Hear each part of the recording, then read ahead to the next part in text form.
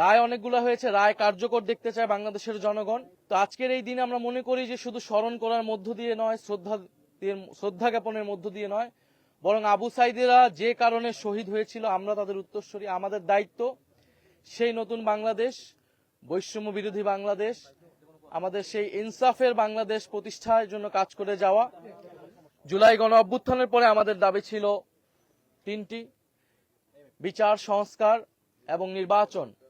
আমরা দেখেছি নির্বাচন হয়েছে, কিন্তু বিচার সংস্কারে বাংলাদেশের জনগণ পায় নাই। এখন বিচারে আবু সাঈদের যে মামলার রায়, সেই মামলার রায় আমরা পেয়েছি, কিন্তু সেই মামলার রায় কিন্তু এখনো কার্যকর হয়নি এবং সেই মামলার রায় নিয়ে আপিল করা হয়েছে।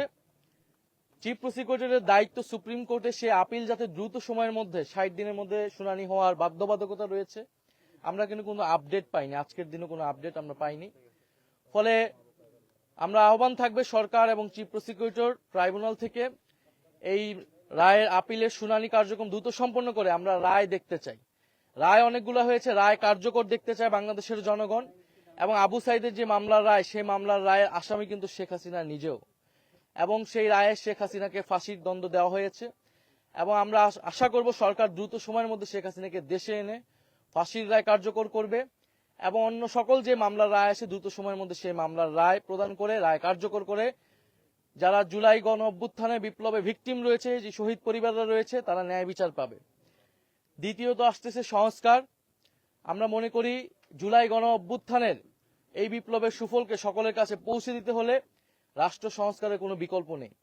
ফলে গণভোট হয়েছিল আবু সাঈদদের যে আত্মত্যাগ, সেটাকেই শ্রদ্ধা জ্ঞাপন করতে, সেই সুফলটা যাতে সবাই পায়, বাংলাদেশের জনগণ পায়। তা আমরা দেখলাম গণভোটে 70% মানুষ গণভোটের পক্ষে, হ্যাঁ পক্ষে রায় দিয়েছে, কিন্তু বর্তমান সরকার সেই রায়ের সাথে বিশ্বাসঘাতকতা করেছে, প্রতারণা করেছে এবং সেই গণভোটের রায় তারা কার্যকর করছে না। জুলাই সনদ তারা মুখে মুখে কার্যকর করবে বলছে, এটা তাদের কেবলই মৌখিক প্রতারণা। তারা 31 দফার সাথে প্রতারণা করেছে। তারা বলেছিল সংবিধান সংস্কার কমিশন করবে, সেটি তারা করে নাই।